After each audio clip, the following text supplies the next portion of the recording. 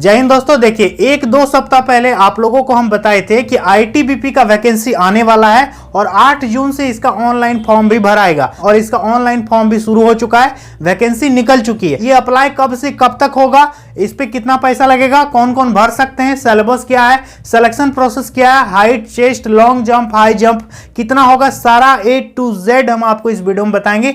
आप लोग वीडियो को लास्ट तक देखे जाइएगा। तो चलिए दोस्तों वीडियो को शुरू करते हैं। देखिए वैकेंसी का नाम है ITBP head constable ministerial category से यह वैकेंसी निकला है। HCM मतलब हेड कांस्टेबल मिनिस्ट्रियल कैटेगरी का वैकेंसी है। सबसे पहले ध्यान दीजिएगा कि पोस्ट यानी टोटल पद कितना है, तो 248 यानी 248 पदों के लिए यह वैकेंसी निकाला गया है। समझ में आ गया। इसके बाद बात करें, ध्यान दीजिएगा इस पे फी कितना लगेगा, तो जनरल, ओबीसी और ईडब्ल्यूएस को 100 रुपया पेमेंट लगेगा। जनरल, ओबीसी और ईडब्ल्यूएस को 100 रुपया पेमेंट लगेगा। बाकी यदि आप SC, ST और फीमेल कैंडिडेट हैं तो आपको कुछ भी पेमेंट इस पे नहीं करना है। फीमेल भी इस पे अप्लाई कर सकती हैं। समझ में आ गया। फीमेल को कुछ भी पैसा नहीं लगेगा। SC, ST को भी कोई पेमेंट नहीं देना है। सिर्फ जनरल, ओबीसी और ईडब्ल्यूएस वालों को 100 रुपया ऑनलाइन पेमेंट आपको करना पड़ेगा। इसके बाद बात करें एज लिमिट की। देखिए एज लिमिट कितना होना चाहिए, तो यदि आप जनरल कैटेगरी में आते हैं और आपका उम्र 18 से 25 साल के बीच है तो आप इस फॉर्म को भर सकते हो। और यदि आप ओबीसी कैंडिडेट हैं तो आपको 3 साल का उम्र में छूट दिया जाएगा, यानी 18 से 28 हो जाएगा। और यदि आप SC, ST में आते हैं तो आपको उम्र में 5 साल का छूट दिया जाएगा, यानी 18 से लेकर के 30 साल हो जाएगा। समझ में आ गया। जनरल वालों के लिए 18 से 25, ओबीसी वालों के लिए 18 से 28 और SC, ST वालों के लिए 18 से 30 साल उम्र सीमा यानी एज लिमिट इस पे इतना रखा गया है। Is that clear. चलिए अब बात करते हैं योग्यता के बारे में। ध्यान दीजिएगा इस पे योग्यता मांगा गया 12वीं पास। आपने आर्ट्स से किया है, साइंस से किया है, आपने कॉमर्स से किया है, आपने किसी भी स्ट्रीम से किया हुआ है, आपका इंटरमीडिएट किसी भी बोर्ड से कितनों परसेंटेज है, आप इस फॉर्म को भर सकते हैं आसानी से। समझ में आ गया। इसके बाद इस पे और एक योग्यता मांगी गई है। इसको योग्यता नहीं कहेंगे, इसको स्किल कहेंगे। आपके अंदर यदि वो टैलेंट है और यदि नहीं है तो फिर बना लीजिए इस टैलेंट को। क्या टैलेंट भाई, आपका टाइपिंग स्पीड इसमें मांगा गया है 30 वर्ड पर मिनट आपका हिंदी में टाइपिंग होना चाहिए और 35 वर्ड पर मिनट आपका इंग्लिश टाइपिंग होना चाहिए। यदि आप हिंदी चुनोगे तो आपका स्पीड 30 का मांगा है और यदि आप इंग्लिश टाइपिंग कीजिएगा तो आपका स्पीड 35 का मांगा है। समझ में आ गया। तो इस पे 2 क्वालिफिकेशन हो गया। एक आपका 12th पास होना चाहिए, दूसरा आपको टाइपिंग आना चाहिए। जिस भी विद्यार्थियों को टाइपिंग नहीं आता है आप टाइपिंग सीख लीजिएगा।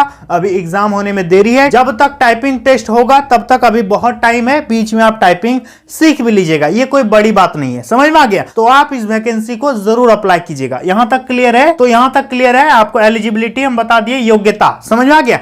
चलिए अब बात करते हैं पोस्ट के बारे में।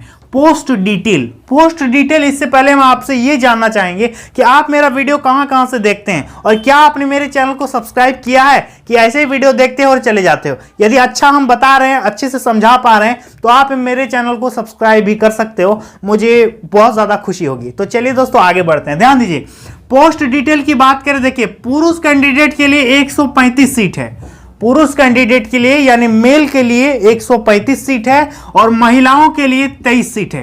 ठीक है।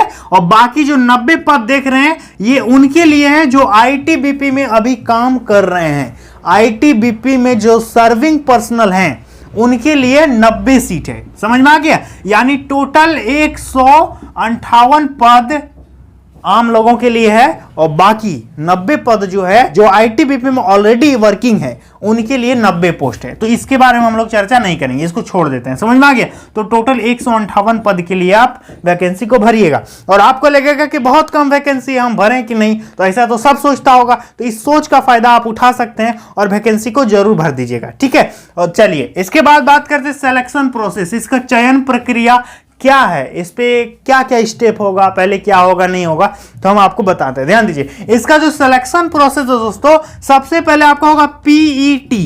पीईटी मतलब फिजिकल एफिशिएंसी टेस्ट, जिसपे आपका दौड़ होगा।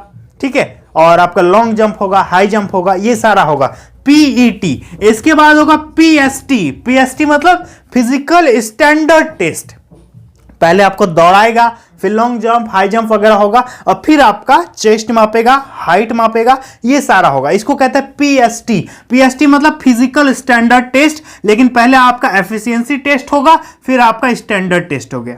समझ में आ गया? इसके बाद जो विद्यार्थी दौड़ पास कर लेगा, लॉन्ग जंप, हाई जंप पास कर लेगा, उसी का मापेगा छाती और ऊंचाई। समझ में आ गया? और जिसका छाती और ऊंचाई हो जाएगा उसी का फिर होगा आपका लिखित परीक्षा, रिटर्न टेस्ट। और जो विद्यार्थी लिखित परीक्षा में पास हो जाएगा उसका होगा स्किल टेस्ट। स्किल टेस्ट मतलब जो टाइपिंग बोले ना हम 35 और 30 का स्पीड वाला, वो आपका स्किल टेस्ट में आ जाएगा। जो विद्यार्थी टाइपिंग निकाल लेगा उसका होगा डॉक्यूमेंट वेरिफिकेशन, कागज का सत्यापन होगा। आपका मैट्रिक इंटर जो भी है कागजात है उसका देखेगा सही है कि नहीं है, वगैरह वगैरह। ये तो सब वैकेंसी में नॉर्मल सी बातें होता है। और लास्ट में आपका होगा मेडिकल और फिर हो जाएगा फाइनल ज्वाइनिंग। समझ में आ गया? तो ये इसका सिलेक्शन प्रोसेस है।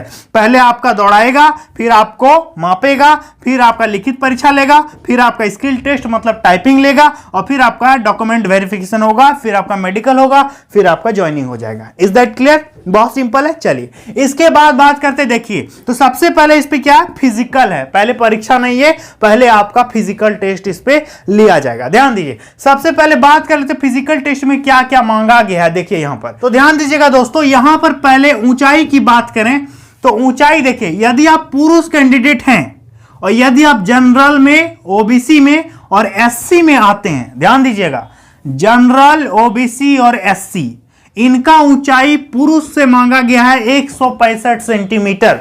यदि आप इन तीन कैटेगरी में आते हो और आप पुरुष कैंडिडेट हो तो आपका ऊंचाई 165 सेंटीमीटर होना चाहिए। और यदि आप एसटी हैं तो आपका ऊंचाई 162.5 सेंटीमीटर ही मांगा गया है।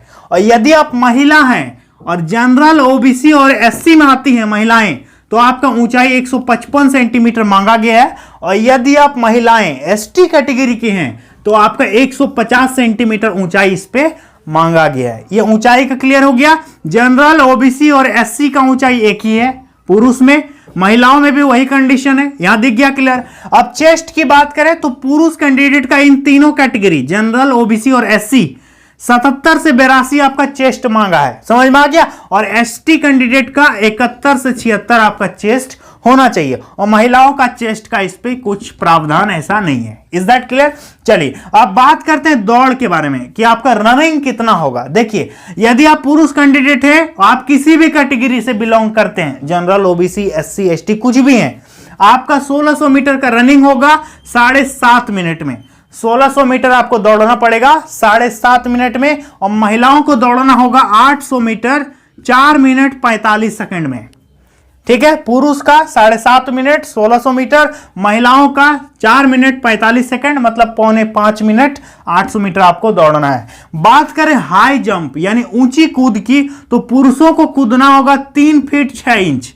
3 फीट 6 इंच आपको ऊंची कूद कूदना होगा पुरुषों को, आप किसी भी कैटेगरी से बिलोंग करते हो। और महिलाओं को 3 फीट कूदना होगा, मतलब आधा फीट इनको कम ही कूदना है। इसके बाद लॉन्ग जंप यानी जो दूर वाला कूद होता है, लॉन्ग जंप की बात करें तो 11 फीट पुरुषों को कूदना है लॉन्ग जंप, और महिलाओं का लॉन्ग जंप होगा 9 फीट। समझ में आ गया? तो आप इसका स्क्रीनशॉट चाहो तो ले सकते हो, फिजिकल कितना कितना मांगा गया है। तो अब आप मुझे बताइए कि कौन कौन विद्यार्थी इसको मतलब फॉलोअप करते हो, क्या आप इसके लायक हैं, क्या आपका चेस्ट इतना होता है, हाइट इतना है, इतना एज लिमिट है, क्या आप इस फॉर्म को भरने के लिए एलिजिबल हो कि नहीं हो, आप मुझे कमेंट सेक्शन में जरूर बताइएगा। और फिलहाल आपने कौन कौन सा फॉर्म फिलअप किया है और आपको मेरे चैनल पर किस किस टॉपिक पर वीडियो देखना है, क्या आप चाहते हो, आप मुझे कमेंट सेक्शन में बता सकते हो। आपके कमेंट के हिसाब से हम वीडियो बनाने का मैक्सिमम कोशिश करेंगे। ठीक है, और बहुत सारे विद्यार्थी पूछते हैं कि आप कहां से हो, तो मैं झारखंड राज्य का रहने वाला हूं। और आप किस राज्य के रहने वाले हैं आप मुझे कमेंट सेक्शन में जरूर बताइएगा। मुझे काफी खुशी मिलती है जब कोई कहता है कि I am from Mumbai, I am from Karnataka. ठीक है, तो चलिए दोस्तों मिलते हैं नेक्स्ट वीडियो में बहुत जल्द, तब तक के लिए बहुत बहुत धन्यवाद।